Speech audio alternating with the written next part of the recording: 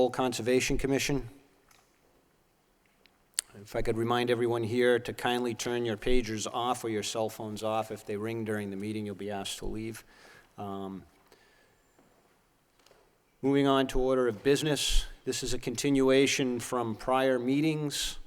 It's a request for a certificate of compliance, Nam An, concerning DEP file number 2060613. The project location is 1519 through 1527 Middlesex Street, which is the U Plaza. Craig, are we expecting anyone here on that tonight? Were you able to get in contact with them? Yes, I spoke with the the applicant's representative, Jack Sullivan from Sullivan Engineering, who did indicate he would come tonight with copies of an updated as-built plan, a new drainage report, and I believe some site photos as well for the commission's review. So we're just waiting for him to come in? He did indicate that he would come tonight. All right, I understand he's got new materials, which we can discuss at that time. All right, then I'm going to, seeing that there's no one here on behalf of this, I'm going to move on to the next item on the agenda.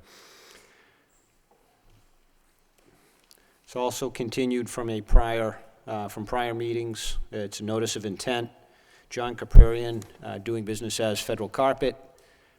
Project location is 1 L Street Extension and 640 Lakeview Avenue, concerning DEP file number 2060675. And it's the construction of a commercial addition with associated parking in a bordering land subject to flooding within the 1% floodplain. Mr. Lania, if you could identify yourself for the record, please.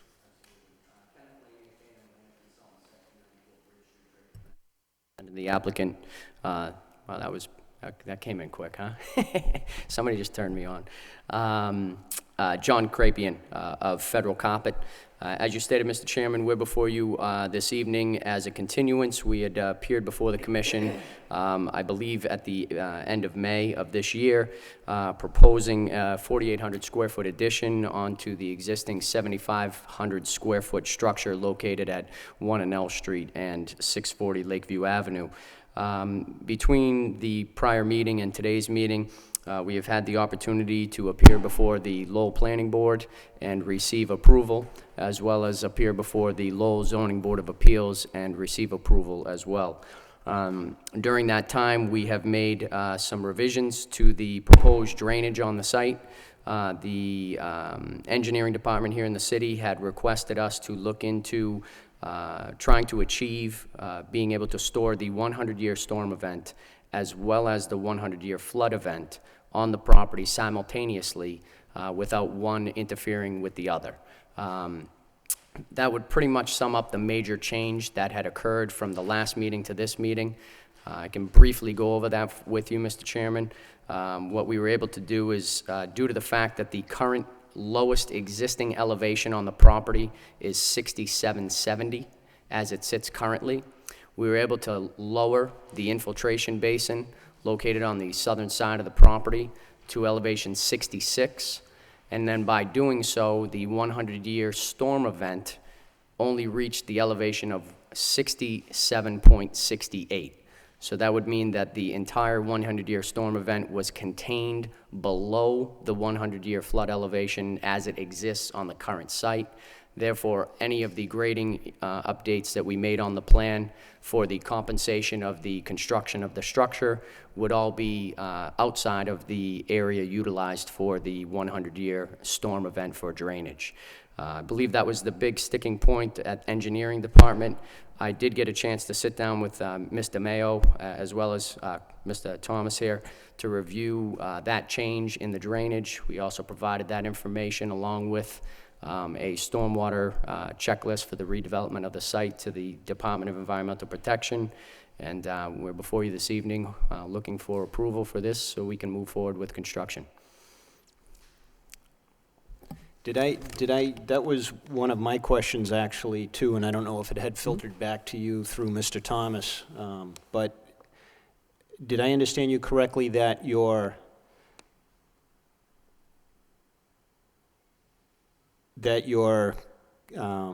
cut areas outside of the retention, even though we don't have those separate calculations, your cut areas outside the retention are sufficient to meet the fills Oh, that absolutely. are within the 100-year floodplain? Actually, the site itself So- is a significant cut. We're reducing that area significantly. We added, I believe, somewhere around an additional 100 cubic yards of open space for Right, no, floods. I noticed that. I mean, it's somewhat of a gray area in the regulations as to whether or not you can rely on the retention area as compensatory flood storage. The comments being that the retention area will fill up prior to the flood event and will already be lost for compensation at the time the flood event would occur. That is correct. Even though there's some question as to whether or not you can rely on that. I noted from your earlier calculations that you had significantly more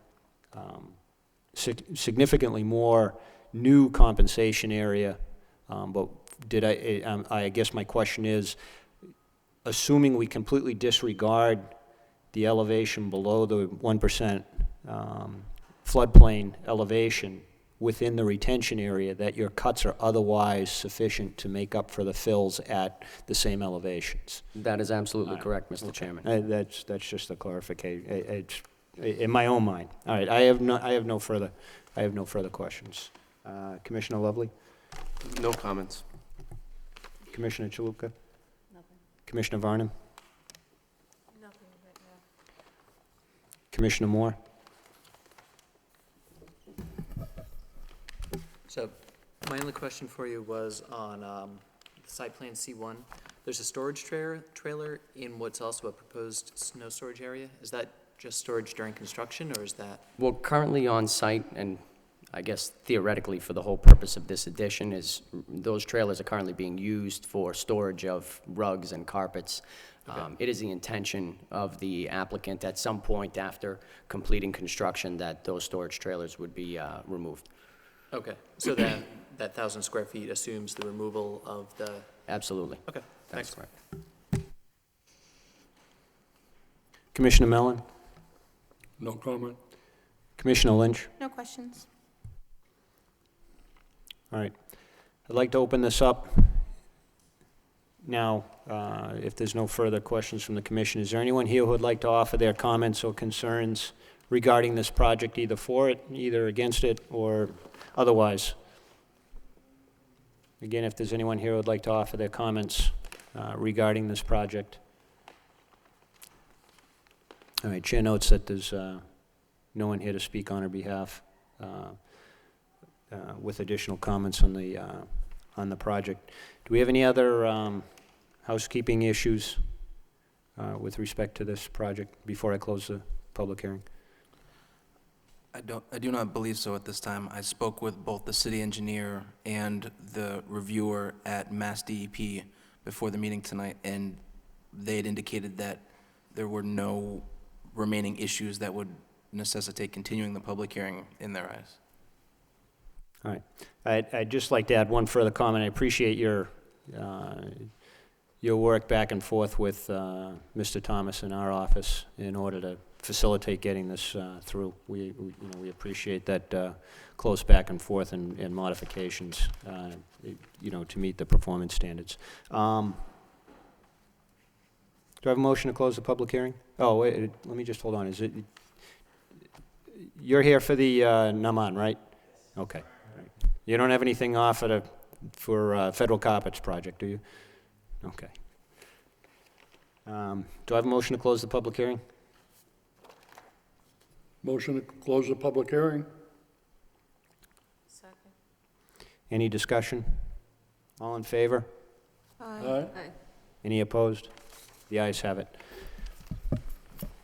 All right, we have,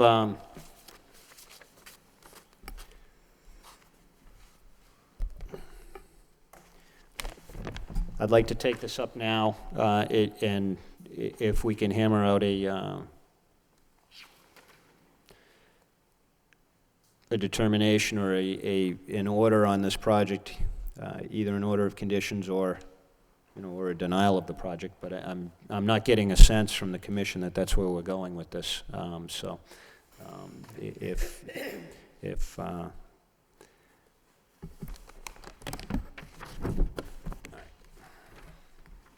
I just want to make you aware that there was an O&M, operation and maintenance schedule and manual in your packets, so that should also be included in any order going forward.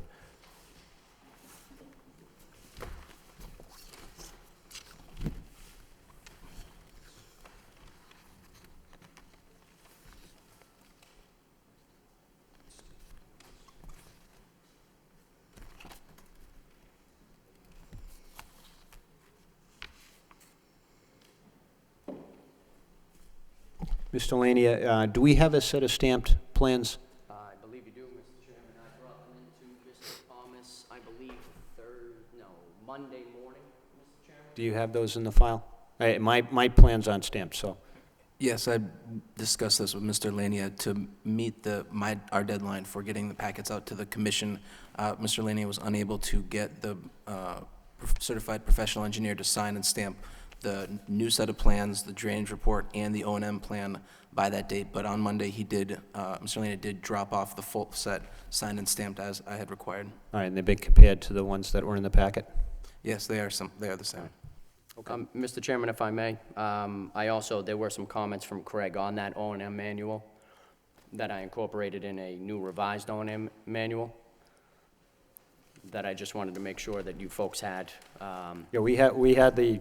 You had the July 5th Yes. manual? Yeah, we have the and July 5th. I revised it based on comments from Mr. Thomas for July 13th, which is today. He needed to identify that we would weed out the sedimentation basin. I included that.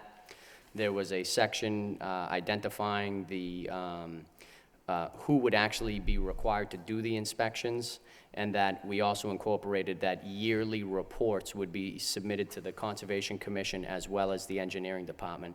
And I can hand those to you right now, Mr. Chairman.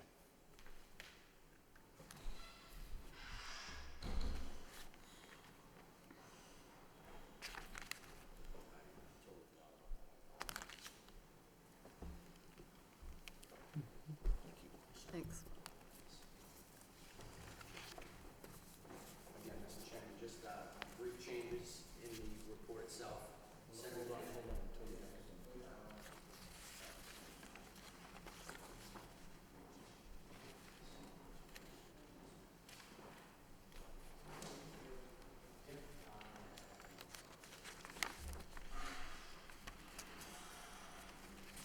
Mr. Chairman, sorry about that. As I stated, just small changes. Section of the infiltration basin identified that any necessary weeding that needed to be completed would be taken care of on a monthly basis. That the yearly reports would be submitted to both engineering and conservation, and that a qualified inspector to do these operations and maintenance inspections would be someone with 5 years of inspection experience, as well as a certain level of knowledge of erosion and control, and that also has been added to that as well.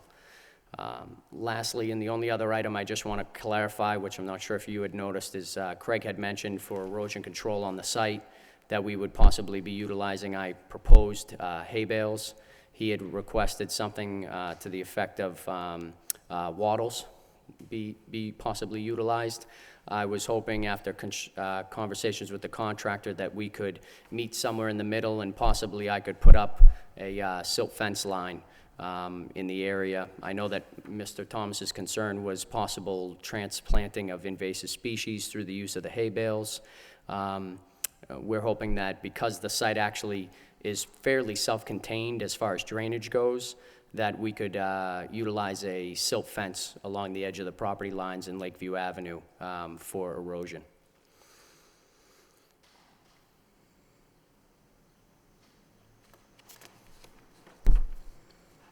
Thank you, Mr. Chairman.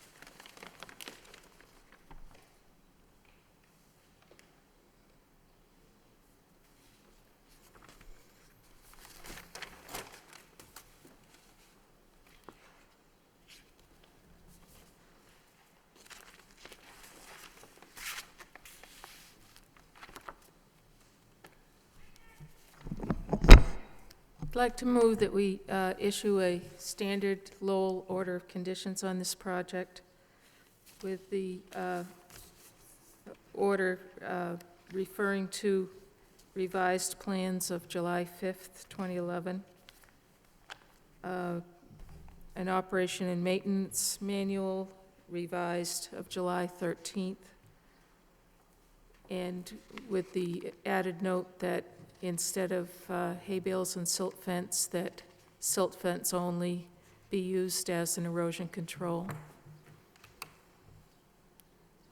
Does anyone else have anything they want to add to that?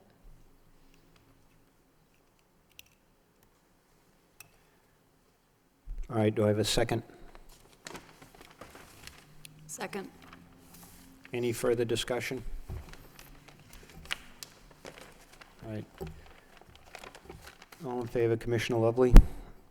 Aye. Commissioner Chalupka? Aye. Commissioner Varnum? Aye. Chair, yes. Commissioner Moore?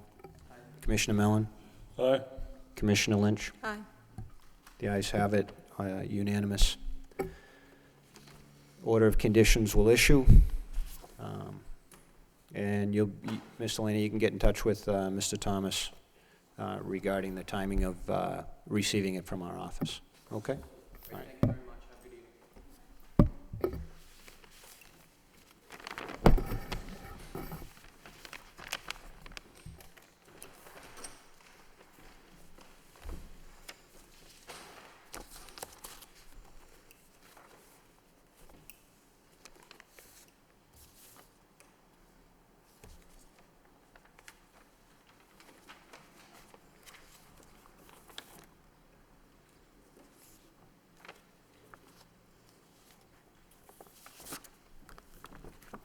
Going back, one item on order of business, it's a request for certificate of compliance continued from prior meetings, Nam An, concerning DEP file number 2060613, project location, again, 1519 through 1527 Middlesex Street, which is the U Plaza.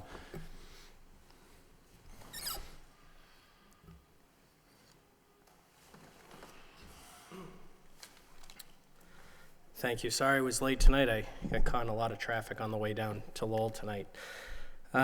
Basically, we came before you. Let me at just, the could last you me- identify yourself for the record? Yep, I'm sorry. My name is Jack Sullivan. I'm owner of the Sullivan Engineering Group, and I'm representing the owner, Nam An. We previously came before you with a COC request. The meeting was continued to allow the commission to do a site walk of the property. Additionally, the city engineer wanted to see some drainage calculations for the swales along the side lot line and the rear lot line. The reason she wanted to see the analysis done is on the design. It called for a 3-foot wide swale with 1-to-1 side slopes with riprap. In actuality, it got built closer to 2.5 feet wide on the rear, on the side lot line, with an average depth of 5 inches. So I provided HydroCAD calculations showing the swale along the side lot line handles the entire 2-year storm. For the 10 and 25-year storm, it would overtop by about 1 inch. And in the 100-year storm event, we're in a 100-year floodplain, so the site would be underwater. Originally, when this site was developed, there was no drainage control at all. So the post rate of runoff from this site is still significantly less than pre-existing site conditions. So that has been provided. I sent everything electronically to Craig Monday morning, and it was forwarded to the town departments. And at this time, I'd turn it back to the commission to hear any comments they might have from the site walk. The only revision to the as-built plan in front of you is just on the swales, showing the actual as-built condition on the widths and depths. Everything else is the same. All right.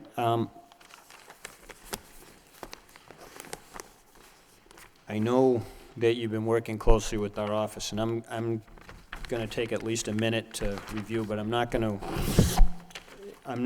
promise you that we're going to act on this tonight.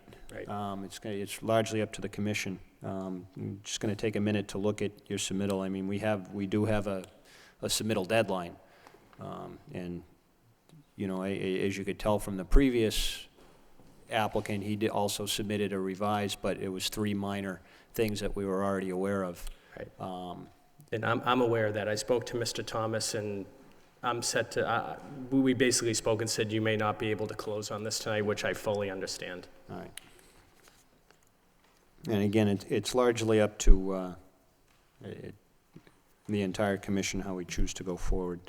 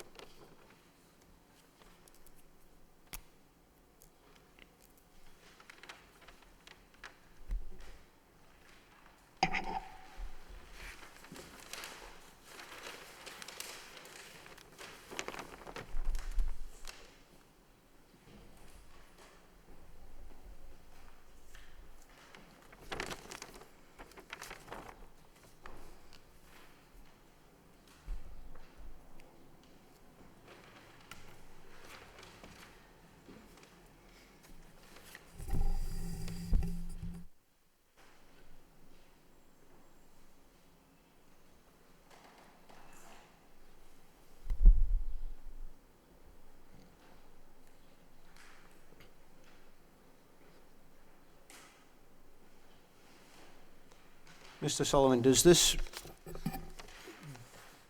as-built represent any,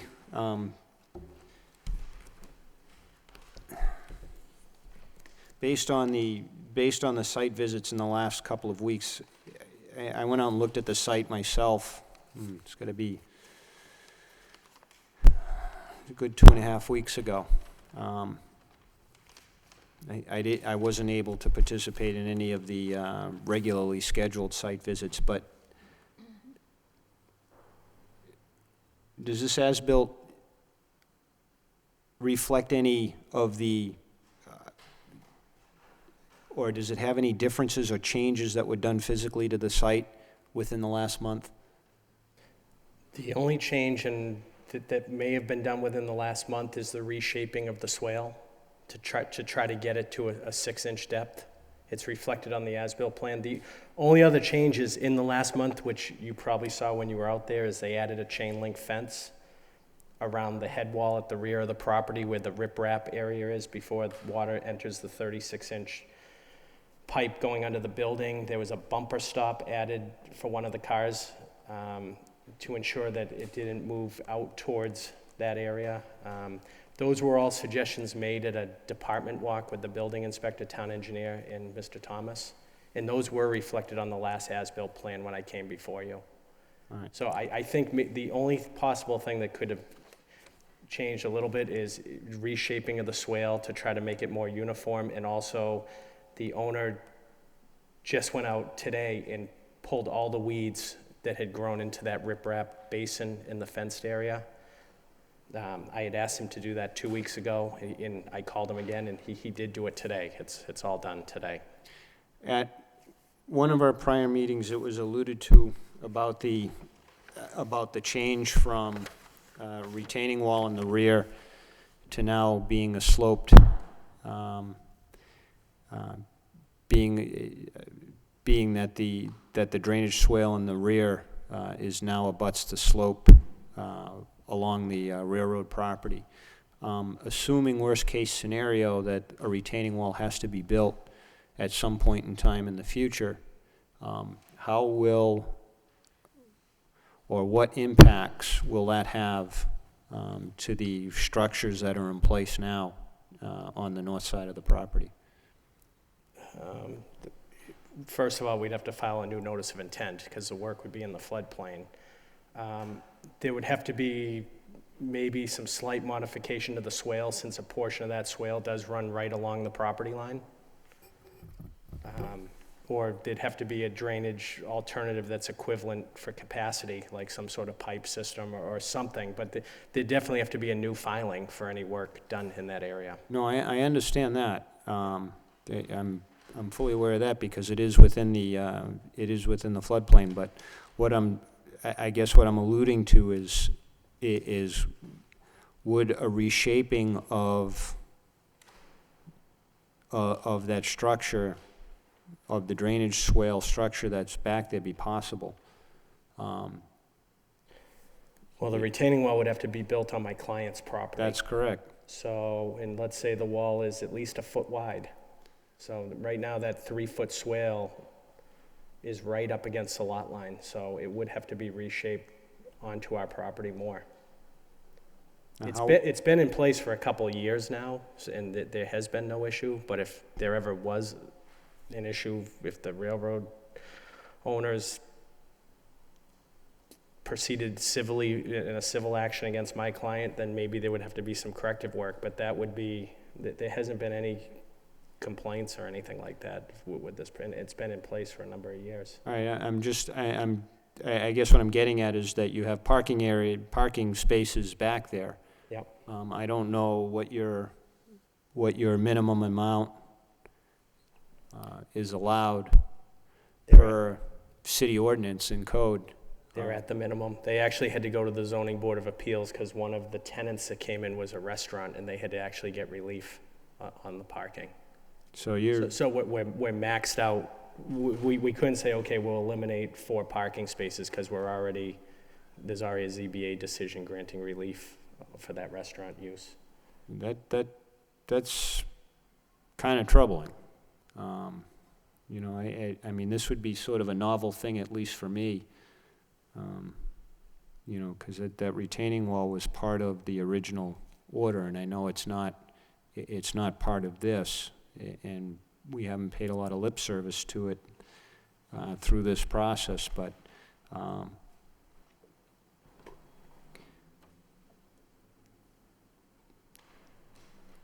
I would just hate to see for this to come back before us saying, hey, we don't have any other, choice. We have to put a retaining wall in, and now we're in a situation where, where we have no place to put the structure. I just want to make it clear to you and your client that it could run into some very costly corrective action.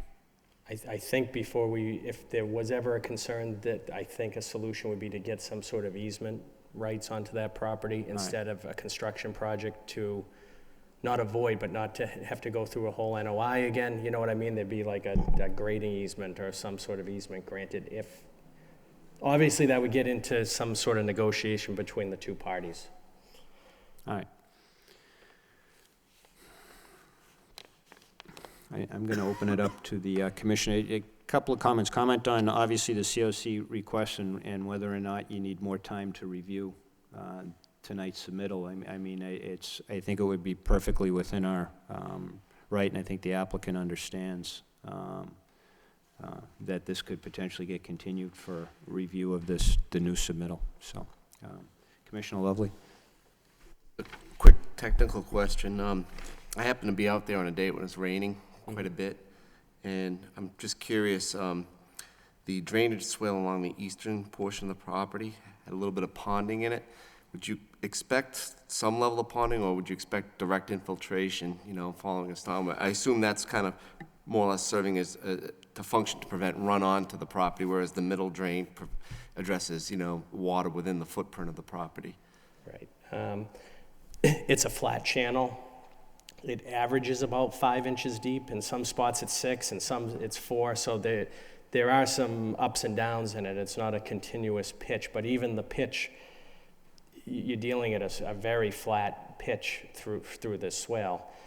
So yeah, I would expect maybe a little water to maybe pond, but it should find its way and make it through. And my calculations that I submitted on the HydroCAD analysis assume 0 infiltration. Okay. I'm taking no credit for any infiltration. I'm assuming worst case scenario, you know, it's plugged and we're just draining.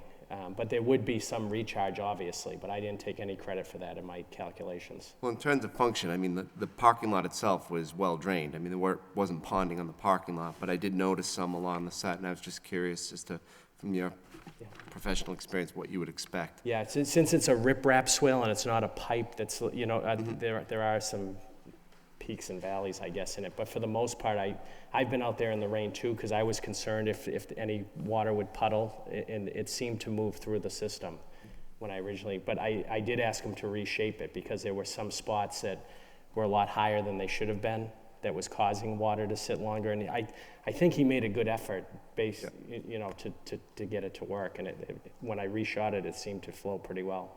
Yeah, there was definitely flow towards it. I just, like I said, noticed there were a couple of ponded areas, and I was just curious from your perspective what you thought. I have no further comments. Yeah. Do you need more time to digest this current submittal? I'm fine with it. All right, Commissioner Chaluka?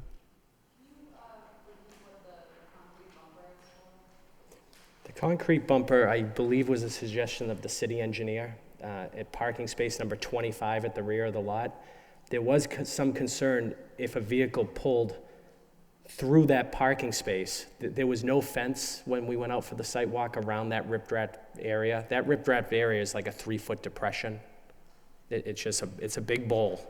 So the city engineer felt a bumper stop should be put in as a further safeguard to keep cars out of that area. So a chain link fence was added with a gate so you can access it for maintenance, and the bumper stop was added to keep vehicles out of that area.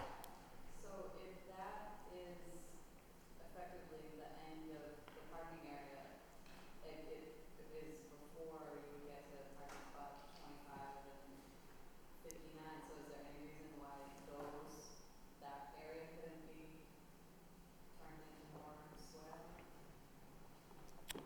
The bumper stop was put at the edge of parking space 25 only, and the only reason they asked for that is just they were concerned if cars were gonna get close enough to that depression area to actually, they saw it as a safety issue for vehicles. If they figured with the bumper stop and a chain link fence, it would deter any vehicles from. It's just at the end, I thought that the thick black line going horizontally over, That's a 100-year floodplain. Yeah, they look like the same symbol. It was hard to differentiate them. But that was the only reason. That was an afterthought based on one of the site visits that it should be added, and my client added both the fence and the bumper stop.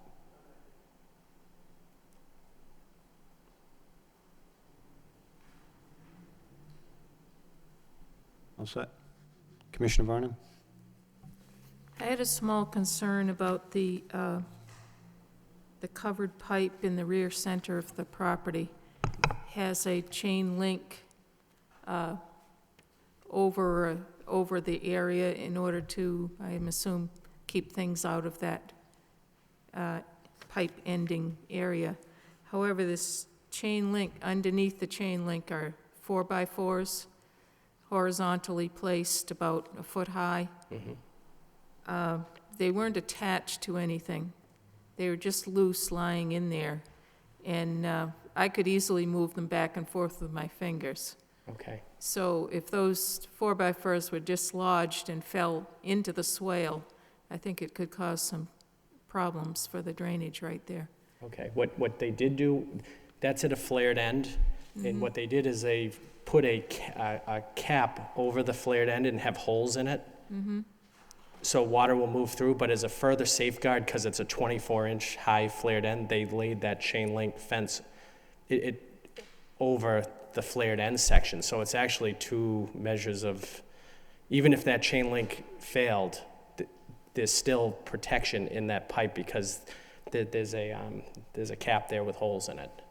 But you'd be looking for them to. Well, if 3 4x4s or 4x6s fell into the swale, then you're decreasing the Right. amount of space in that swale right at a critical point where it's either entering or exiting that pipe. Okay. I mean, it could either be removed, or they could look to try to attach it to the flared end I think they section. could be attached by metal brackets or something. Yeah, okay, I can have him do that. Thank you. Commissioner Moore? So I was out there, was that a month ago?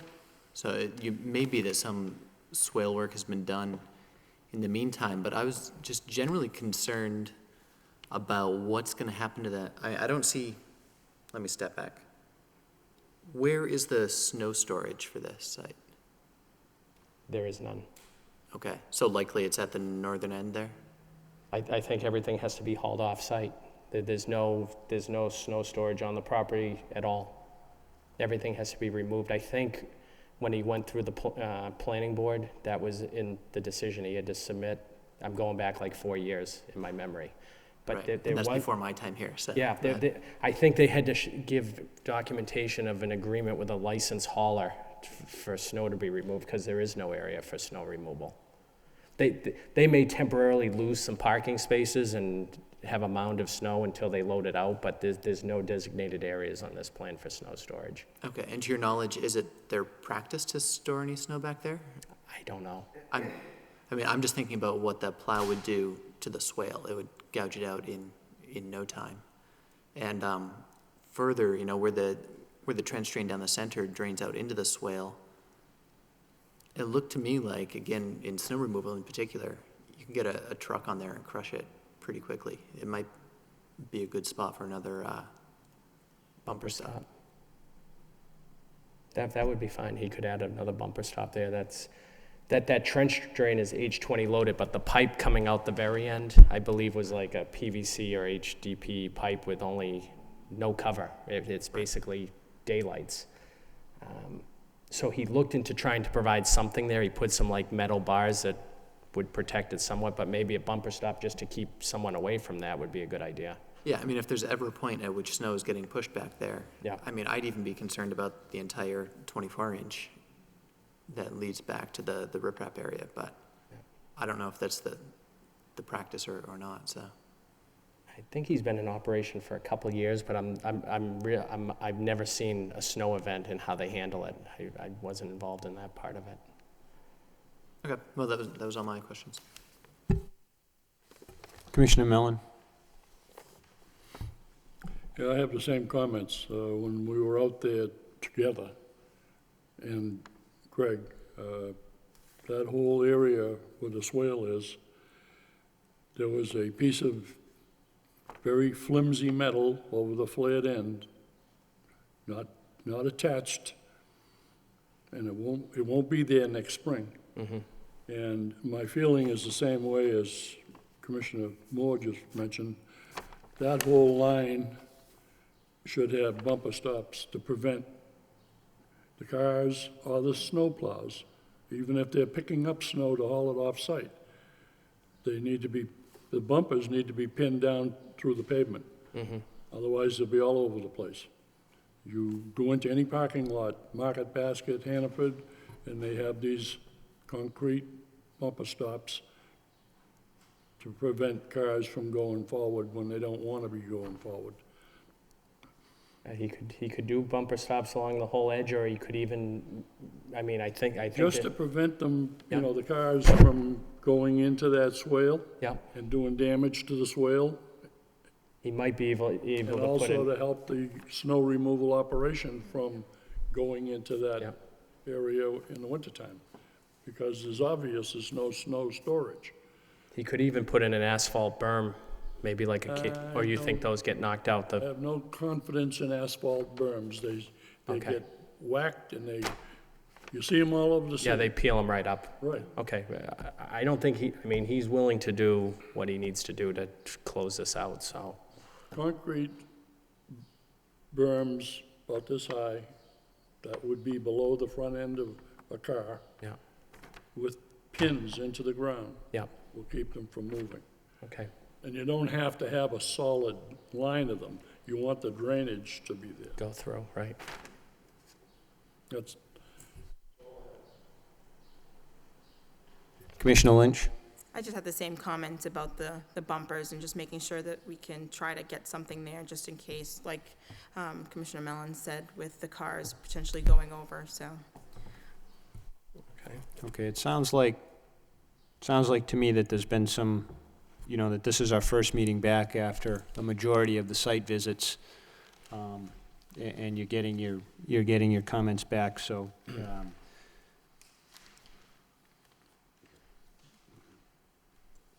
based on what I'm hearing tonight, what I'd like to do with the commission is to get a general consensus as to how we want to proceed. Do we want to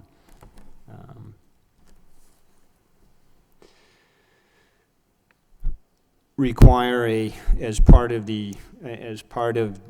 since this project has been obviously changed from the original order of conditions and is coming back before us now with an as-built, do we want to see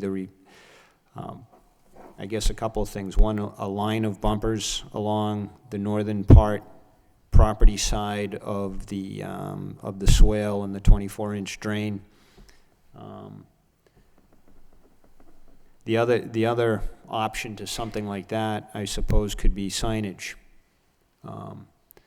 No plowing or no dumping snow beyond this point. On a 4 or 6 foot signpost, metal signpost with signs. Again, I don't know. It's just a suggestion. And the other thing that's been brought out at the hearing tonight is the placement of bumpers along the centered trench drain. And I'm assuming that's on both sides, to the east and to the west, so that you wouldn't get any drive-through from the two parking sides. How would you what would be there would obviously have to be some sort of pass-through at some point in time. I would imagine that the fire department would have some ability to comment on that, because there's got to be some sort of way to get back and forth. We can't divide the parking area. It's not that simple, so. I think my concern there is at the outlet. And Just down at this Not along end? the trench itself. Not yeah. along just The down trench at itself this. seems fine for I- traffic. It's, All right. I think we can, then you're suggesting then on the northern side of 25 and 59 to place bumpers? right, and where that trench drain, In here? where the outlet is into the swale, yeah. All right. Really, the whole northern edge seems like somebody could easily either drive in and get stuck in the swale or plow up. All right, bumpers are certainly a possibility. I like signage too, because you can see it in the wintertime. And it's, so those are two possibilities. Mr. Sullivan, how do you think your client would respond to that? I think he'd be favorable to that suggestion, even the signage, if we said no snow stockpile or no snow dumping. All right, I think perhaps you'd want to place one like on the probably on the northwesterly corner. Another one, I'd probably be thinking about 4 of them. Let me see, 1, 3, perhaps 5 of them, one on each side, and then one in the one either east or west of the outlet to the trench drain, and then one sort of at the end of the drive areas, and that way, they're not going to miss it. Okay, the one on the east side, I suppose you could pull in a little bit inboard. The one on the west side, which is closer to the riprap area, you'd want to put right next to that the existing concrete bumper. Okay, and that would sort of handle that whole corner. And there's a fence there now already protecting the concrete pad. No, That's just around the riprap area. correct. Yeah. Okay.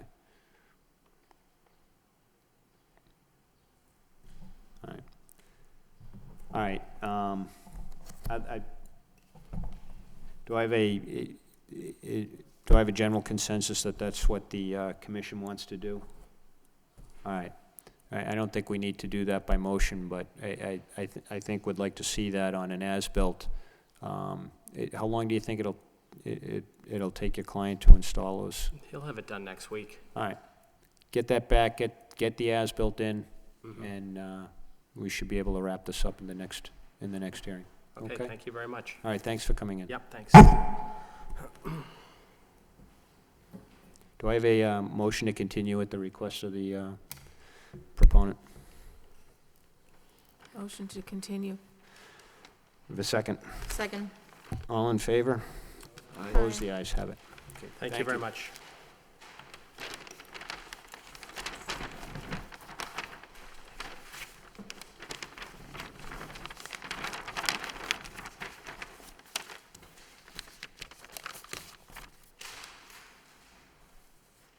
Moving on.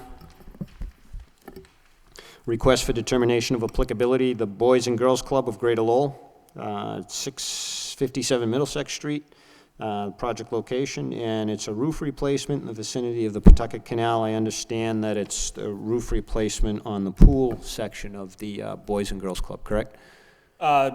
It's a couple sections of the Boys All and right, Girls all Club. right. If you could identify yourself for the record, and the I'm floor Joe is yours. Joe Hungler, I'm the executive director of the club, and this is John Haley from Watermark. And I know a lot about kids. He knows more about roofs, so I'm going to let him talk. And I'm going to ask you to speak slower, and because the acoustics in this room are not very good. So.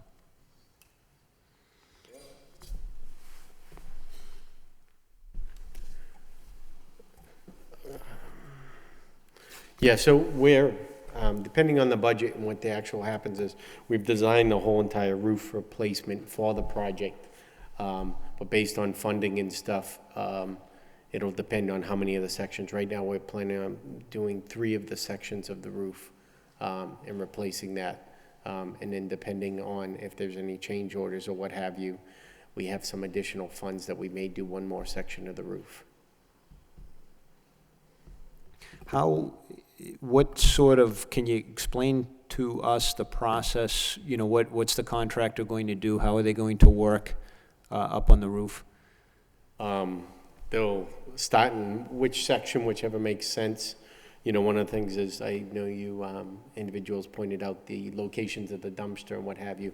There is some access issues that we have to access from the rear to bring some of the materials on the roof. So they'll pick a specific section, remove that section, start roofing that one, get that buttoned up, and then move on to the next section. Because the facility's active, they won't be doing the whole roof at once. These sections are defined by different additions that have been put on by the building, so they're pretty definable. And so they'll do 1 section at a time. Which one comes first? We haven't got to that point yet of which one they're going to do first. I mean, that's up to them once we issue them a contract. What type of roof is it? What type of roof is there now? It's rubber roof. It's a standard rubber roof. There's, I don't have the drawings with me. I apologize, but. That's okay. And how, do you know the process, how they're going to strip it off? There is insulation there, depending on whether the insulation needs to be removed or not. There's some locations that we're going to replace the insulation. There's a number of other locations where we're going to add insulation to it, and then they'll put the rubber roof on top of that. Okay, and a rolled, or is it a poured rubber roof? Do you It's know? rolled. Rolled? Yeah. Okay. Now, how are they going to get the materials up there? With a crane? Is it going to be? Yeah, it'll be a crane. I mean, there's some logistics involved because you can't get the whole entire roof because of the different elevations on the different roofs. So depending on what they're removing and where they're loading from, some is going to have to be loaded from the back, some may be loaded from the front, and some may be loaded from the side where Clemente Park is. All right. I suppose as the commission goes, we're more interested in, for a project like this, in debris that has the potential, whether new materials being brought on site or the existing roof being demolished and debris falling into the canal. Yeah, there's a buffer between the building and the canal right now. It's all paved back there, and then there's a 8-foot-high chain link fence. One of the recommendations was here to put a straw wattle along the bottom of that chain link fence, and that was one of the recommendations. We don't have a problem with doing that. You mean like hay bales? No, just the straw wattle, the tube type thing, and just tying that to the chain link fence. There's no, I mean, the pavement comes right up to the granite blocks of the wall of the canal, and then the fence is drilled right into that granite block. Yeah, I've been back there, not recently. My boys did the golf program through the Boys and Girls Club a number of years ago, but Okay. as I recall, that access road is very narrow at some points back there. Yes. When you turn the corner, or if you come down the other side. So, and that's one of the issues, depending on what size trucks that come in there to bring the roofing material, and to remove whatever we need to remove from the roof and how they do that, so. All right.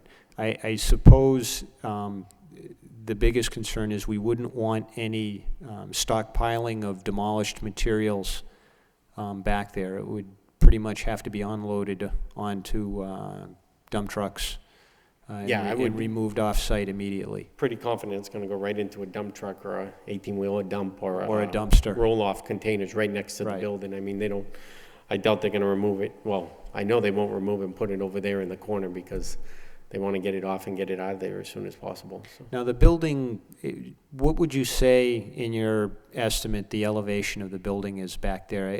I know the roadway goes down at some point. There's a little bit of a drop-off, Oh. but The roof of that building, I would say that's 25 feet from the elevation of the parking lot, and then the water's probably another 3 to 4 feet at least from the elevation of the parking lot. okay. All right. I don't know do you already have a contractor picked out? Yes, yeah. Okay. Have they given you a plan to do, the demolition phase?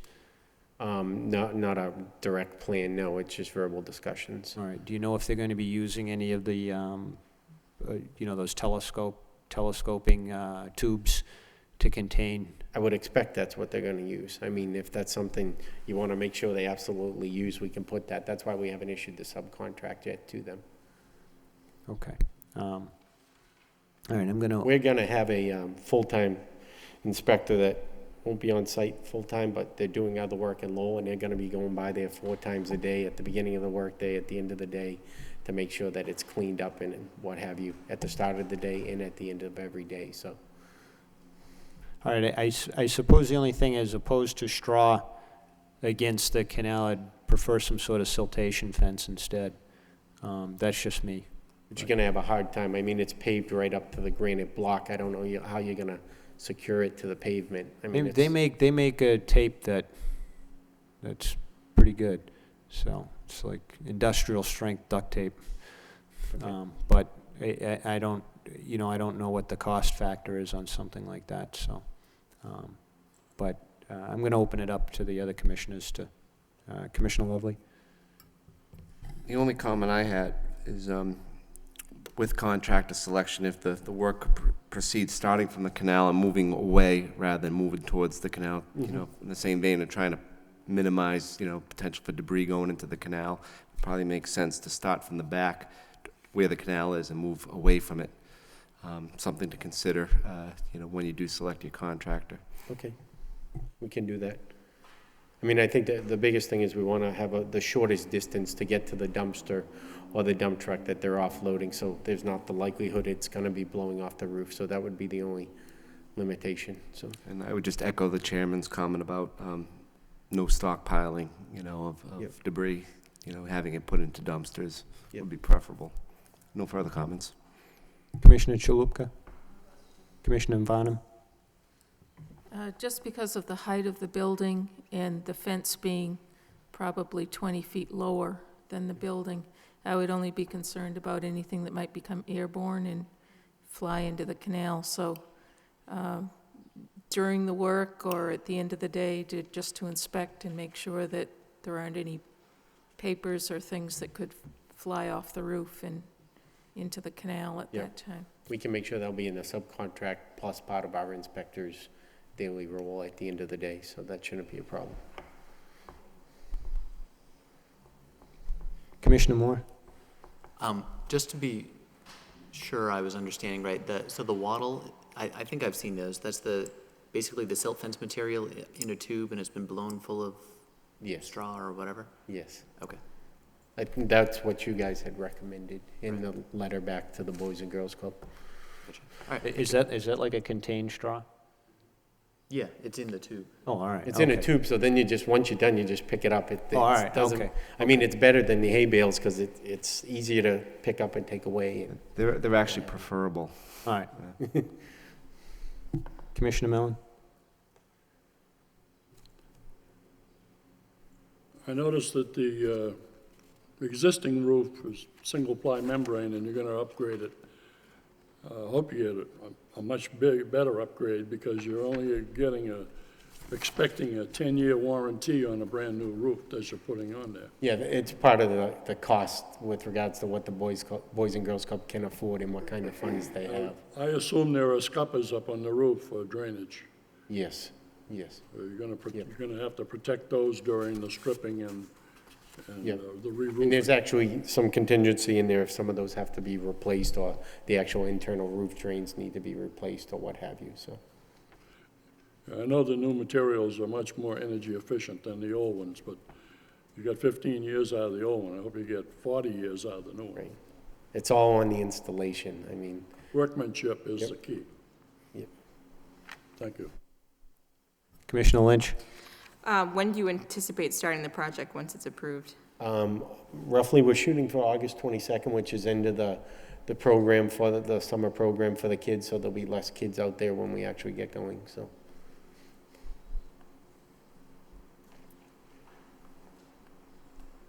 All right, this is here, is there anyone here who'd like to be heard regarding this? This is a hearing and what we call an RDA, request for determination of applicability.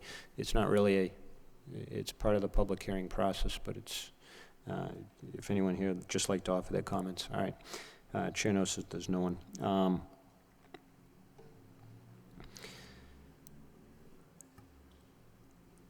It seems simple to me that this can go forward. You know, just open it up for discussion on a -3. Obviously, they're within the canalway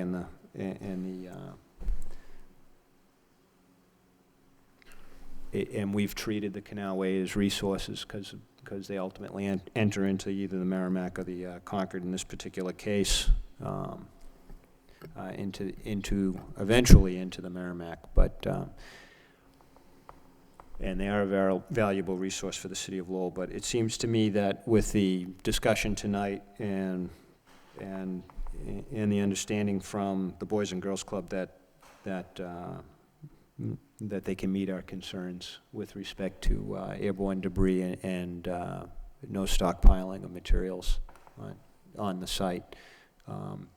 Also, and Commissioner Mellon made a good point about during the demolition phase, isolating those scuppers so you don't have debris washing off unmitigated into. I'm assuming those roof drains probably end up directly into the canal.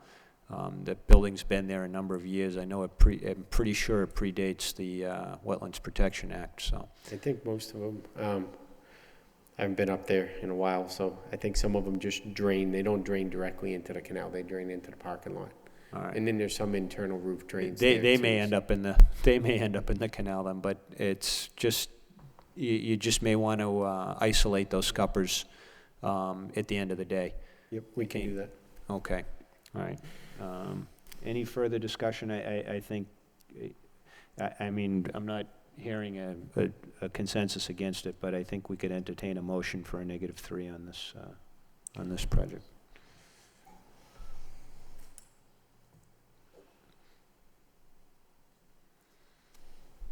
I'll move to issue a -3 determination condition upon the issues that are mentioned in Mr. Thomas's memo from July 8th, with the additional points that you should inspect after each day of work to make sure that nothing has fallen in the canal and protect the roof drains from debris.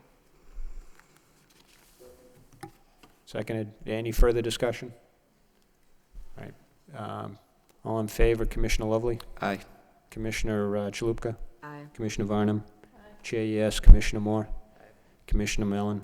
Commissioner Lynch? Aye. That's unanimous. Guys have it. Thank you. Thank you very much for your What the time. -3, what that means is that we've made a determination that the Wetlands Protection Act does apply, Mhm. which would normally require a full filing of a notice of intent. However, the -3 connotation means that the work that you're doing is not likely to impact the resource area. So no, you don't have any further requirement to file in front of us for this work.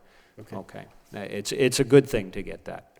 Okay. I'm sure Craig can explain it if you have any further questions. Okay, All right, good luck. thank you. Thank you for your time. Thank you for your time. I'm sorry, could the commission clarify who seconded that motion? That was Commissioner Mellon. All right, thank you.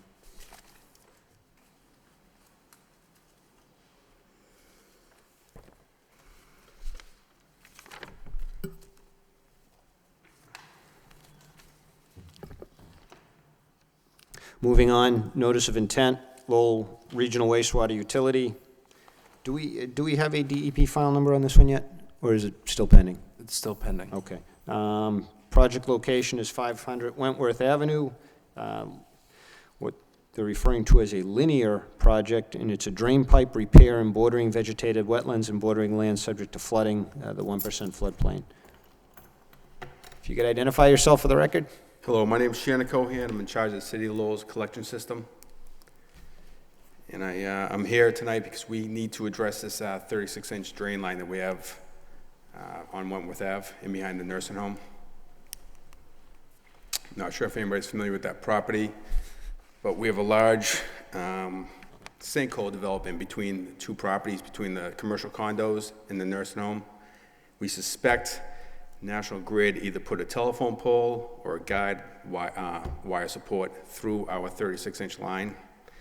So to find this out, we have to go through a couple of steps. We need to locate the end of the pipe, the 36-inch drainage pipe, clean it, then get in with the camera and inspect it, then take the proper remedies to fix it. Unfortunately, we're very familiar with the site. I wasn't aware that this was going on, though. So this is facing from Roger Street, looking back at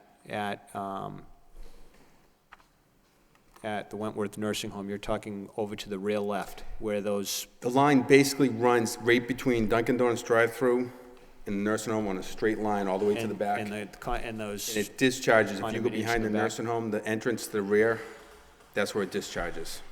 Okay, all right. I wasn't aware that that was going on now. I thought this was on the other side towards the back. Okay, now that explains it. Could you explain in a little bit of detail your process and what you're going to be doing? Well, Be specific. What we'd like to do is at the discharge point of the pipe, right now this pipe was put in 1972. I guess at one point in time when it was put in, I was only 6 years old, but that was the level of the land. Now, the current level is 2 feet higher than the pipe itself. So essentially, that pipe is under 2 feet of water all the time. So what we'd like to do is get in there to secure that, drop a manhole at the end of that pipe, and that manhole will also prevent any debris from entering the wetlands, which right now is just free flowing out into the wetlands. So we'd like to drop a manhole at the end of that. Also, in that point, we're going to clean that line. That line is loaded with silt right now. We'll clean that line, remove all that debris, stop that from entering into the wetlands, then isolate the problem and excavate and repair the pipe.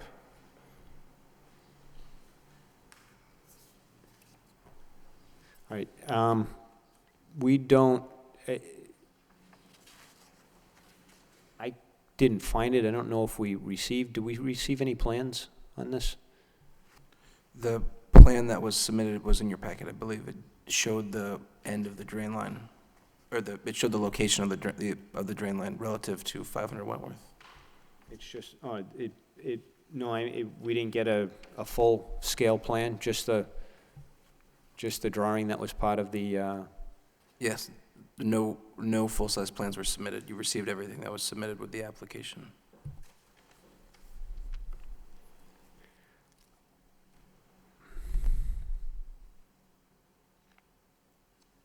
All right, I'm gonna, you understand that we can't close the hearing tonight without the DEP number. DEP's entitled to comment. Yes. On this, so it has to be continued regardless of what happens here tonight, so. I'm gonna open up for comments. Commissioner Lovely? Just for clarification, reading through the packet, I mean, this is a, refurbishment of the existing line. It's not changing, No, we're not changing, well, we're adding the manhole at the end to prevent Right. debris from entering this wetland, so we're actually but in terms of functionality, the functionality is intended to not be the adding same. anything to it. All right, no further comments. Commissioner Chalupka? No question. Commissioner Varnum? I'm just curious what kind of equipment is going to be necessary to do this work?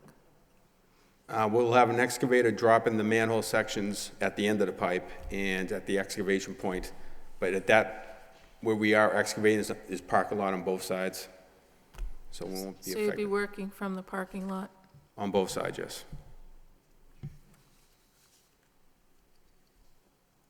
Thank you.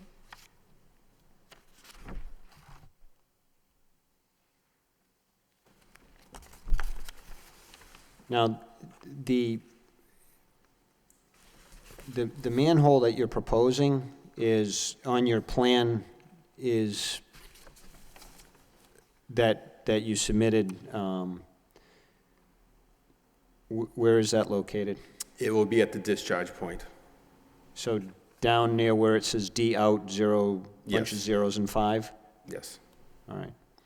I for one, would like to see a detail of that, because that's a new structure. It's not, you're not rehabbing an existing structure. Sure. I understand it's something that probably should already be in place there, but I would like to see a scale detail of that. No problem. Commissioner Moore? No questions. Commissioner Mellon? I'd like to see more details too. I mean, if for the reason being is, one, it's hard to tell, but it looks like you're right in the bordering vegetated wetland at that point in time. I mean, we do need to see exactly what you're proposing to do and where the work. Do you have an easement? Yes, we from do. You already have, so you have the ability to go and do that work and bring in equipment, okay. Commissioner Lynch? I'm not sure if I heard you correctly, but did you mention that you were going to be doing excavation for the drainage pipe? At the point we suspect the pipe is broken, yes. Okay, and are you going to be excavating soil? And if so, are you going to be disposing of it off property or just putting it back in place? So essentially, there is no soil there. There's actually a sinkhole there. Oh, okay, So once we get it repaired, we will be filling everything back Filling to it. grade. okay. Where precisely is the sinkhole in relation to this? It's approximately 180 feet from the discharge point. So about Correct. where the 36 is?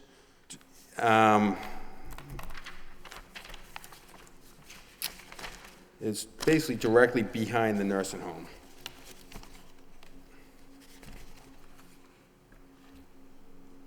Yes.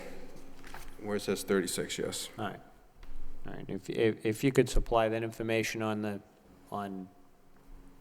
the detail and showing what's, Sure. kind of what's going on out there, it doesn't, I'm assuming you're going to be bringing in fill to fill in that hole? We'll have to bring something in, yes. All right. And you'll be bringing that back to grade? Yes. All right.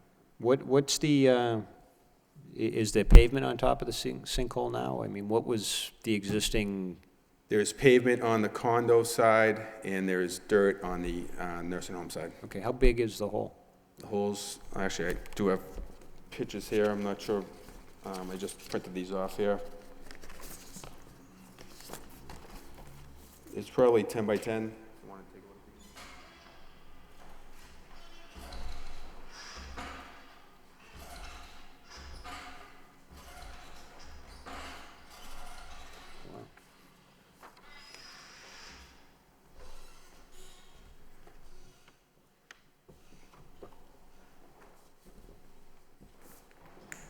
Well, looks like it may have been there for a little bit of time, huh? It has been. We've known about this for at least 3 years, and we knew it was going to be a major, major project to try to repair.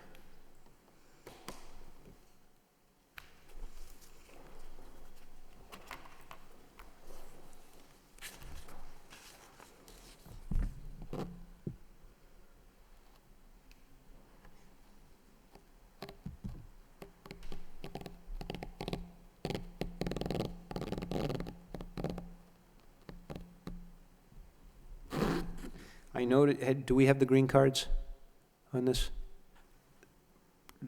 Not all of them, but a significant portion have been returned to me, yes. Okay, I just, by way of noticed that Louis Saab is one of the property owners. I can't imagine that anyone in the city doesn't know that Mr. Saab has passed on, and I'm fairly certain that the law requires that his estate be notified, because I'm pretty sure the city is well aware that that Mr. Saab has passed on, and so I don't specifically know the process. I'm not even sure who his administrator is. It may be his brother Thomas, but or Mr. Pacheco. I don't really know. Manny is aware of the project. He knows what's All right, going on. Perhaps, there should be some, notification to the estate also. I believe it meets the letter of the notification law to send certified letters to the address listed, and they're forwarded to the best of the post office's ability. We've actually received all of the letters, the certified green cards that were sent to Mr. Saab All right, on okay. behalf of his property, so Okay. they must have been forwarded to the estate, I would believe.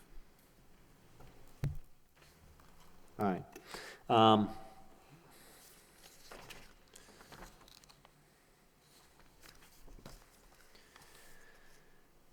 I'm going to open it up at this point. Is there anyone here who would like to offer their comments or concerns? We can't close the public hearing tonight because we're awaiting a DEP file number, but is there anyone here who would like to offer their comments or concerns with respect to this project?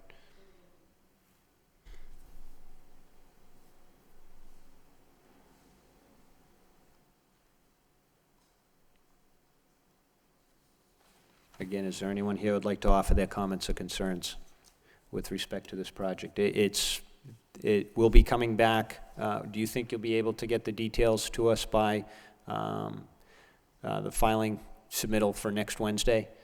I'll speak with the city engineers, yes, I don't see a Okay, problem with that. and our meeting is 2 weeks from tonight, okay. Chair notes that at least for tonight, there's no one here to offer their comments. Craig, any comments from the city engineer's office, other than your memo? No, this project was addressed during our biweekly project review meeting this morning, and there were no substantive issues addressed at that time. All right. Then at your request, can I entertain a motion to continue? I make a motion to continue at the applicant's request. All right, do I have a seconded by Commissioner Mellon. All in favor? Aye. Opposed? The ayes have it. Okay. Thank you very much. Thank you. Yeah.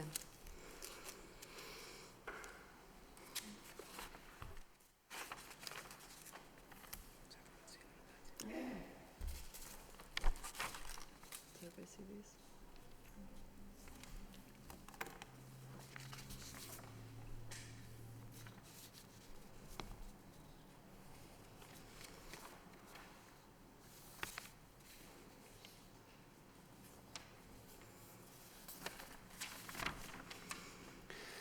Moving on, notice of intent from the Commonwealth of Massachusetts Division of Capital Asset Management regarding, and I know we have a DEP number on this, 2060676. Is that correct? So 2060676. Project location is 351/351.1 Middlesex Street and 355 Jackson Street. Sewer and water utility relocation, 100-foot buffer zone to an inland bank to wit the Hamilton Canal. If you could kindly identify yourself for the record. Thank you. My name's David Conway.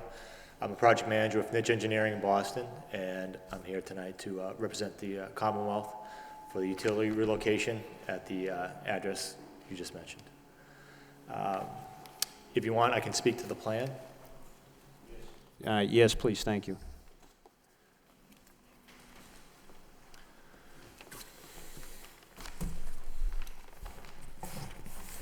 This project is preparation for what will eventually be the new Lowell trial court. Currently on the site, there's a large City of Lowell sewer that runs through the property. It's a 52-inch by 35-inch egg-shaped sewer. In cooperation with the city, this Commonwealth is going to relocate the sewer out to the new layout of Jackson Ave.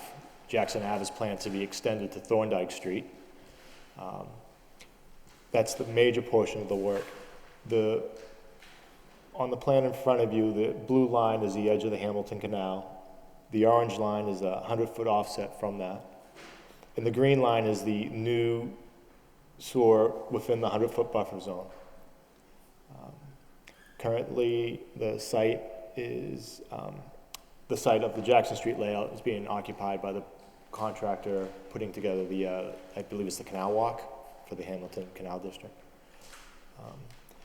The only other work within, on this portion would be the installation of a small, about 30 linear foot piece of a water line within the buffer zone. It's actually, the whole line is shown here.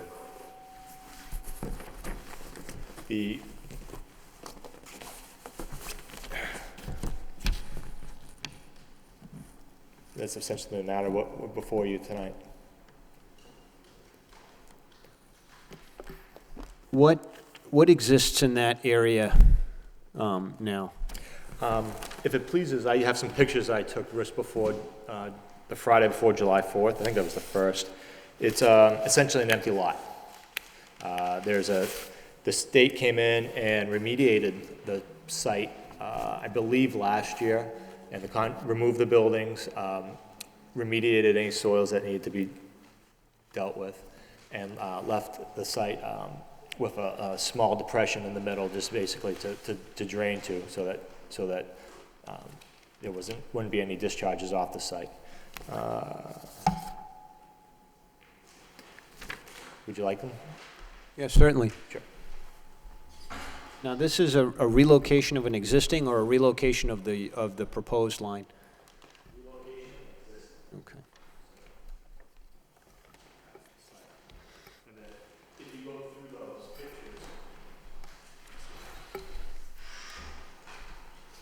you go through those pictures, and you see the small stockpiles and the contractor's machines, that's the contractor who's working on the canal walk.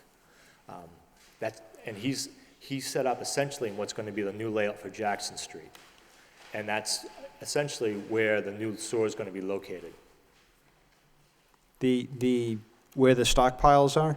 Correct. All right, if I can remind you that this site is under an existing order of conditions, and those stockpiles are supposed to be covered at the end of the day. That would be the Commonwealth isn't doing that work. I believe that's... Who owns the site? Right now, that's the City of Lowell that stockpiles on. Perhaps you can get word back, or at least through Craig, a little bit of mea culpa here. Those are not supposed to be left open like that. I'm assuming these are recent pictures? Yep, they were, I believe, July 1st, the Friday before 4th of July. And I'm almost positive that's in their order of conditions, too. I think we were assured that stockpiles would be removed from site forthwith. That was early in the morning, so I don't know if they covered them at the end of the day. I'm not seeing anything, and you've got some fairly comprehensive pictures, and that would be some fairly significant covers. I don't think they'd be rolled up and tucked away somewhere. I think they'd just be pulled off. All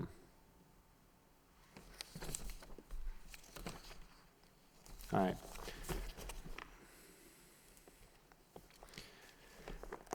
Again, that's not your issue, that's just... And we wouldn't do that. Commissioner Lovely, No comments at this time. Commissioner Chalupa. Did you already go over where the equipment's going to be staged from? It's mostly going to be a linear operation. So if you follow the line of the 95% of the work is associated with the sewer. That's why I keep calling it a sewer relocation. I point out the small portion of water that would be installed as well. But it would essentially follow that line. It would be a linear operation with the excavations around the manholes being slightly larger. And they're very large manholes. They're 8-foot diameter, so I don't want to undersell anything here. But there's not, essentially almost everything except new bedding material for the new pipe would be going back into as backfill. And we're not proposing to change any grades or surface contours or conditions at this time. At a later point, I'm sure the city's going to come back for the construction of Jackson Street, and the Commonwealth will come back, hopefully within a year, for the trial court.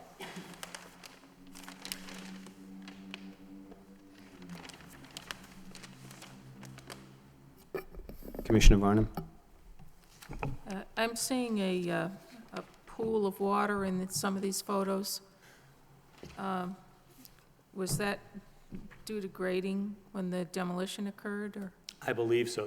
That's right that's the portion of the Commonwealth property. And when they demoed the building, I believe they just graded it so that the site didn't drain off-site. It just drained to a low point. So any runoff would just infiltrate in, wouldn't burden the city system or transport anything off. Because you can see from the photos, the area is sparsely vegetated, broken pavement. So is that anywhere near your relocation area? Our relocation will actually be outside that area. The existing sewer runs under that area, but that's not, the existing sewer, except at the two ends where we're gonna connect, won't be touched in this phase. We'll probably leave it in place until we come back, hopefully within a year and a half, to build the actual trial court itself, at which point we'll take it out. Now, the existing pipes you're going to leave in place, did I read?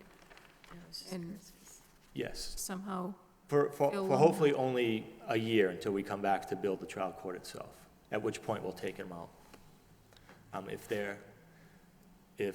we need to talk, it's actually a comment from your engineering department, if something happens where we don't progress as quickly as we want, we have to reevaluate that. We might actually just have to come back, take out the pipes, or fill them with flowable fill or something like that. so those pipes will remain usable until your plans are further along?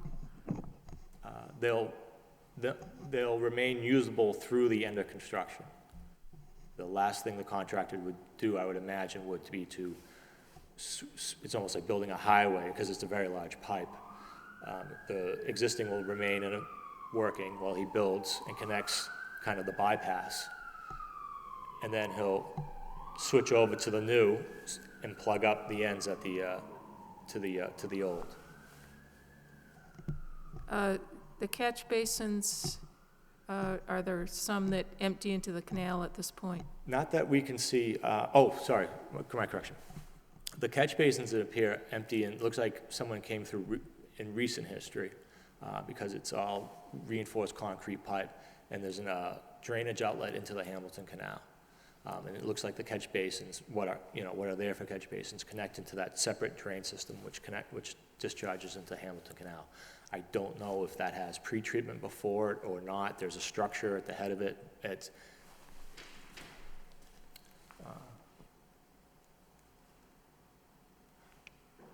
So if you see this little inlet for the Hamilton Canal, it appears I would call it newer, only because as I mentioned, the materials are reinforced concrete. Drainage discharges in over here. So that is not part of your project then, to relocate or change that drainage in any way? No, it isn't. Just to protect the existing so that we don't cause any trouble or mayhem. Do you expect your grades will remain the same when you're done with your work? For this portion, we expect them to remain as I'm an engineer, I don't like to use the word exact, but to as close as the existing as we can reasonably expect. And what are the plans for erosion control? I've noticed the site is pretty much devoid of any vegetation at this point. Well, at this point, we've included a sedimentation erosion control plan that has some fairly extensive notes. We've focused on the activities themselves and not stabilizing the entire site at the end. Again, with the hope is that hopefully this time next year, I'm before you again to talk about the work for, to begin on the Lowell trial court. Thank you. The, two things.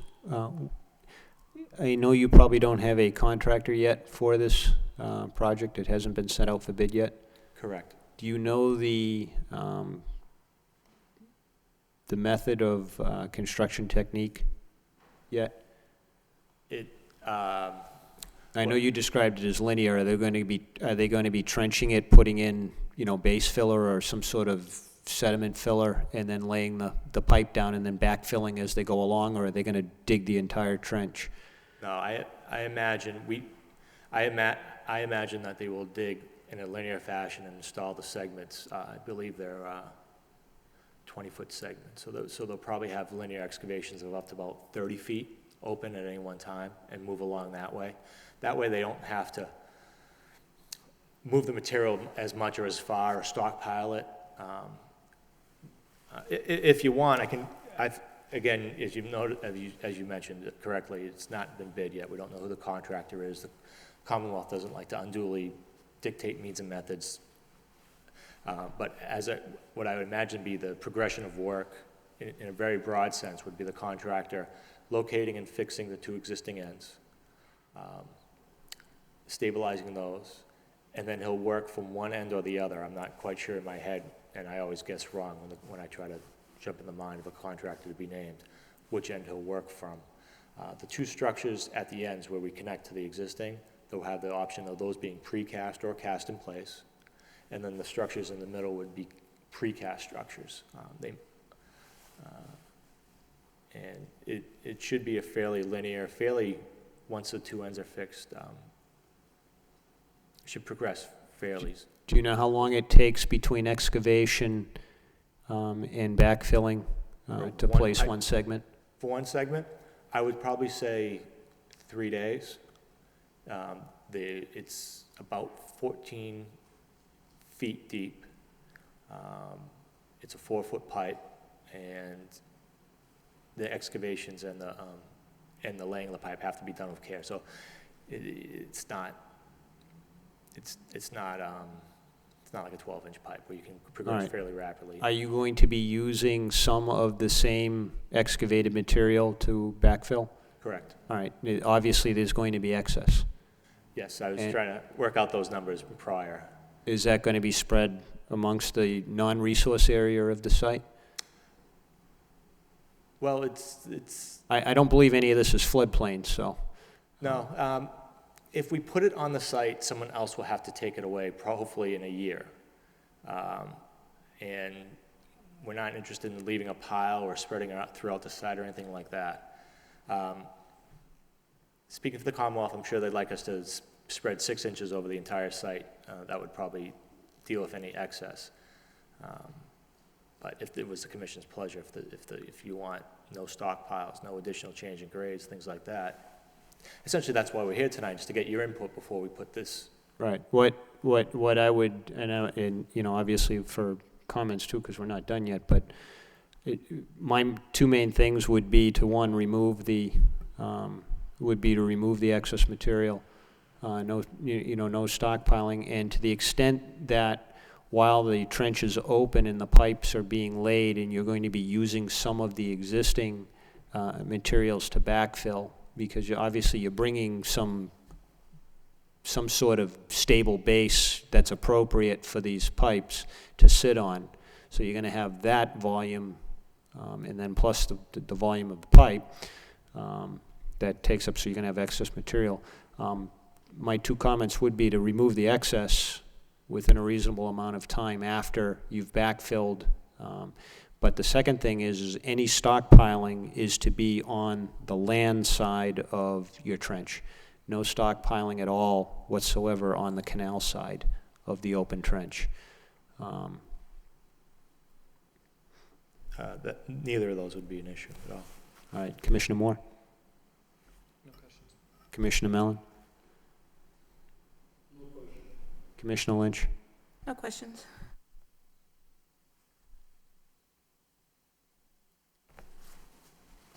Craig, do we have any specific comments from the city regarding this?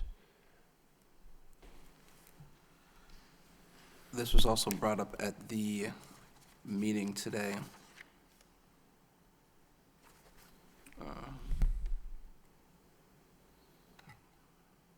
The only issues were to coordinate the bypass, the temporary bypass that was mentioned with the city, and to provide as-built when the utility lines are installed.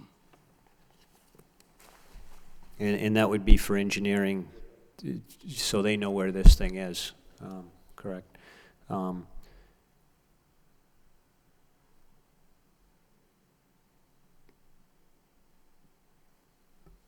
Any other comments from the commission? All right, I'm going to open this up. Is there anyone here who would like to offer their comments or concerns regarding this project?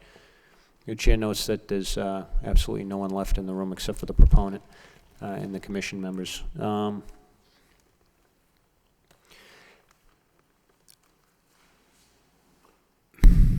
What's your closest point to the Hamilton Canal? It's, I believe, to be 30 feet if I measured it just That's before the, well, you're on the, it looks to me you're on the away side of the canal. I'm suppose the southwestern side of the eventual proposed road of Jackson Street. And that's got to be, what, 40 feet? And then you have another, are you going to be excavating that whole street-type area? No, just enough for the pipe itself. How wide is the trench? If it's a 4-foot pipe, I imagine at the bottom it will be about 8 feet wide. So by the time, if they use a trench box, it's be 10, 12 feet deep, wide. So, I mean, other than the placement of the siltation, I mean, you're probably 50-plus feet from, I mean, even you've drawn your 100-foot buffer line, and you're, for the most part, you're not even over the halfway point to the canal. Right. If you, I was just playing around with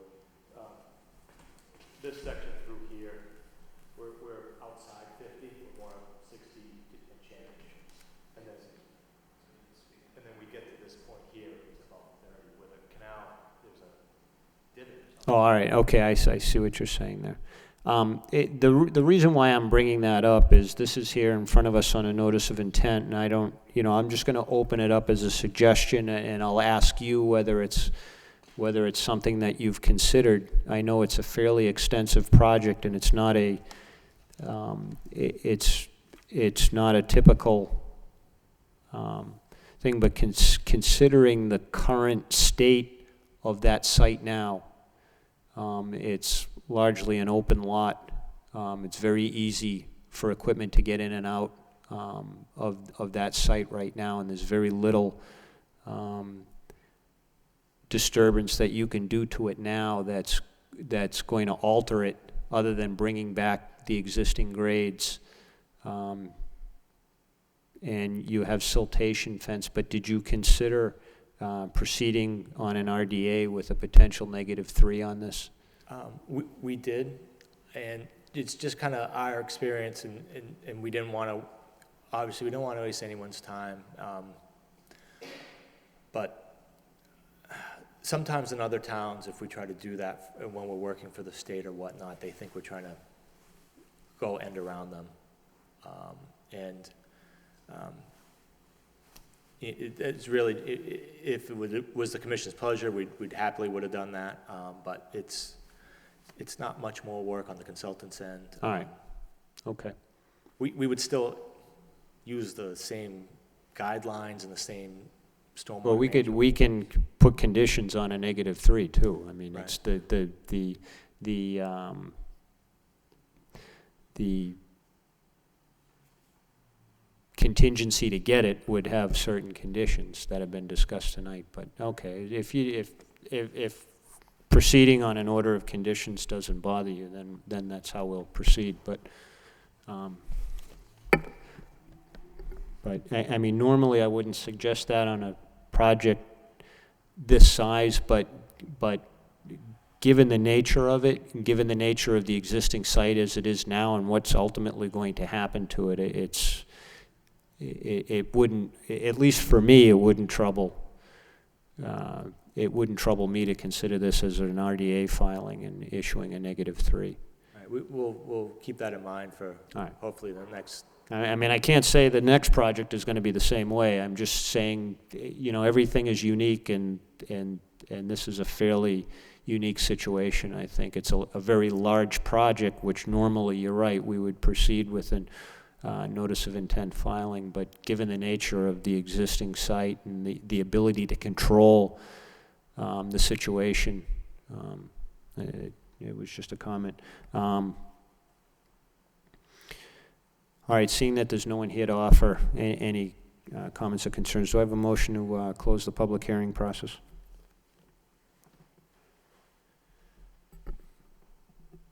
Motion to close the public hearing? Do I have a second? Second. By Commissioner Varnum. All in favor? Aye. Any opposed? The ayes have it.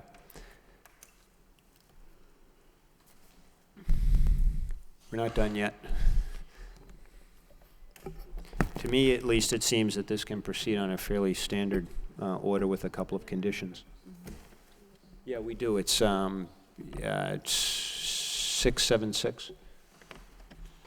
So I just had one more question for you. Post-construction, how will you be stabilizing the site? Are you gonna seed it, or what's your plan? At the end of construction, Right.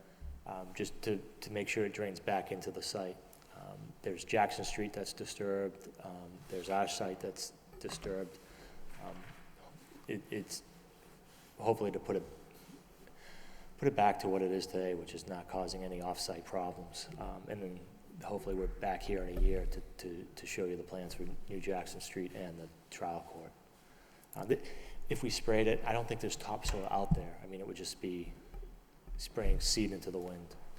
You know, we could perhaps make it as part of the order just to leave the siltation barrier in place. Or if it's the commission's pleasure, if you want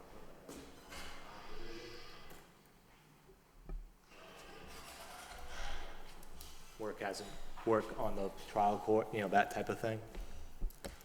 All right, do I have a motion with respect to this?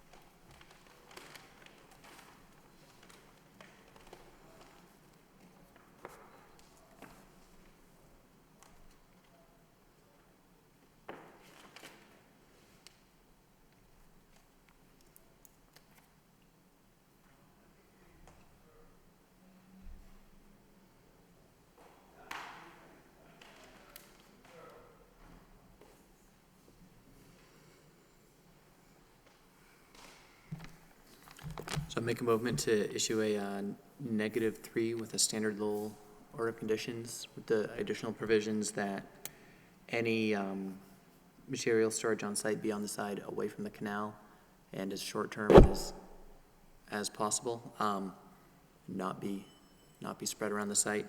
And then further that after construction, leave the silt fence intact, I suppose, until either construction of the trial court or such time as, hopefully not, you have to come back just to remove the pre-existing sewer line. Bef- Is there anything else? Yeah, just as a point of clarification, is it a motion to issue a standard low order of conditions, or to issue a -3 on and consider it an RDA? Oh, no, strike that. Low order conditions. Okay, all right. Do I have a second then on the motion? Second. All right, any discussion? Yeah. So the motion is, This project is being used by other contractors in part of the JAM project at the same time that you guys are gonna be doing this initial work? Actually, what we hope, or what we've been told, is that that contractor will be finishing up in about a month. You hope. So that when we come out, we'll be the sole contractor out there. The Commonwealth will be the sole contractor out there. Yeah, my sense is that this project is in its initial stages, and there are ongoing projects in the JAM project that they have no control over, and other people might be working out there. And so if we impose things on them that they have no control over, I don't think it would be that fair. all right, what do you consider to be an unreasonable part of that motion? I don't consider any of it to be unreasonable. I'm just making a comment that, other people are out there, other contractors, and they have their own agenda and they have their own schedule, and they might be ahead of schedule or they might be delayed in schedule. So we have to keep that in mind. Okay, yeah, no, I understand that but any work out there is pretty much being done under an order of conditions anyway. The existing contractor that's there now is under an order. Thus my comments about the stockpiling and the uncovered stockpiles. Those need to be addressed. All right, any further discussion on the motion? From what I understand, correct me if I'm wrong, Commissioner Moore, it's a motion for standard low order of conditions with a special condition that stockpiles are to be on the inland side of the trenching, and that all excess excavated material is to be removed from site and not spread on site. Correct. Was there any other? Leave the silt Oh, yeah, fence. there's the leaving the silt fence intact. Could I add that there's been a request that the as-built be submitted within a month of completion, Yes, we will. and that the grades are going to be remaining the same? Okay, so that's fine. That's a amended motion. Do I have a second on the amended motion? I'll second it. All right, by Commissioner Lovely. Then, any discussion on the two additions? Okay, then we'll take the amendment first. All in favor? Commissioner Lovely? Commissioner Chalupka? Aye. Commissioner Varnum? Aye. Commissioner, Chair, yes. Commissioner Moore? Commissioner Mellon, aye. Commissioner Lynch? Aye. Okay, now on the main motion as amended, Commissioner Lovely? Aye. Commissioner Chalupka? Aye. Commissioner Varnum? Aye. Chair, yes. Commissioner Moore? Commissioner Mellon? Commissioner Lynch? Aye. Okay, all of those were unanimous, both of them. All right, there's 5 special conditions. Mhm. Okay, all right. Thank you for your time. All right, thank you.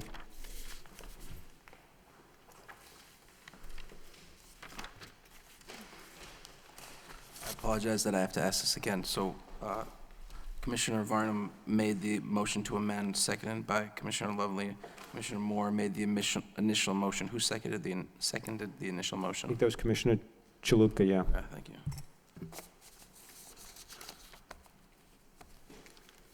All set? Do you want to, what time is it?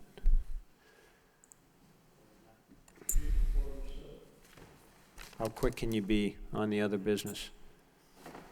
I think fairly quick, but as you can see, we have another member of the Department of Planning and Development here with us tonight to address the master Right. plan visioning session Okay. for a very brief presentation. Okay. Thanks for having me. So I think I introduced myself several months ago to the commission, but again, I'm Allegra Williams. I'm the neighborhood planner in the Planning and Development Department and work with Craig. And I'm leading an effort in the city to update the citywide master plan, along with about 10 staff in DPD.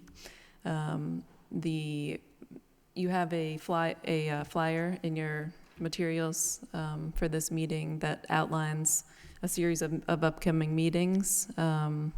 We have been, over the past several months, beginning the process of updating the current plan. The master plan is a 20-year vision for development in the city. The existing plan was first endorsed in 2003 by the City Council. And so the plan really addresses, for those who aren't familiar with it, everything that you would take into account when you're thinking about long-range planning. So housing, economic development, open space, preservation, and so forth. And so as part of the update, we are really taking a more holistic approach, thinking about sustainability, both environmental, more traditional, but social and economic as well, and thinking about those comprehensively.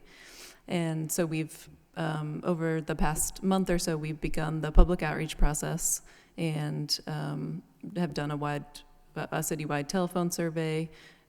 We had a online virtual planning tool available for 10 days. Community Planet had about 200 people participate that way to share comments and suggestions. And then we'll also have these more traditional meetings. So I just wanted to highlight these, encourage you to participate, and also help spread the word about them. The first meeting is tomorrow evening at the Senior Center.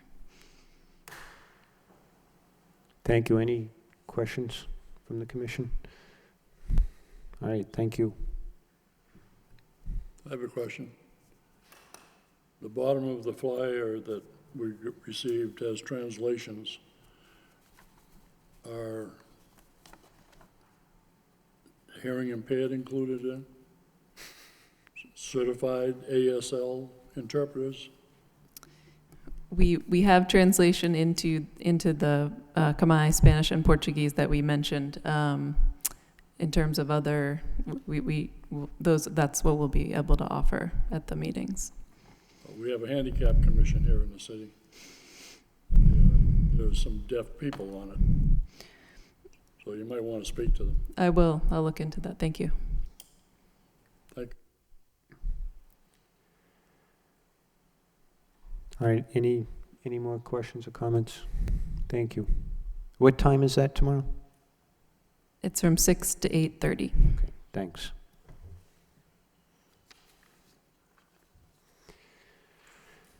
Do we, they're just, National Grid's letter, they're just replacing these poles, as far as you know, Craig? Yes, Have they already strapped them up? I honestly did not review the location of the poles. It appears to be an application for 2 poles in the right-of-way in an area. Is it 3? Excuse me, 3. I think I almost hit one yesterday, so. Yeah, and as the commissioner is aware, they're exempt under both the Wetlands Protection Act on the state level and the local ordinance. Despite that, it's been their practice, and it is a good practice to notify the commission when work occurs in a resource area. Yeah, they've got these big metal straps. They've already got, I think, secondary poles already strapped to the existing ones as support. Yeah, and that's typically how they're done in the middle stage before they're replaced. Yeah. Okay. All right. I don't think we really need to do anything other than just accept it. All right. Anything else from the commission? And I'm assuming that we're progressing on the subcommittee areas. We don't need a report. I'll be at the next one anyway, but so. Yeah, we've been making progress with the regulations update. The special meetings have been well attended by the commission, and the last special meeting is next Wednesday, the 20th. I presented a fairly final draft at the previous meeting, and after some comments by the commission, I think most of the issues will be addressed by the final special meeting, again, in preparation to bring that to an official public hearing. All right. We have a couple of things to sign tonight, and do I have a motion to adjourn? Motion to adjourn. Seconded by Second. Commissioner Varnum. All in favor? Opposed? The ayes have it. Good night.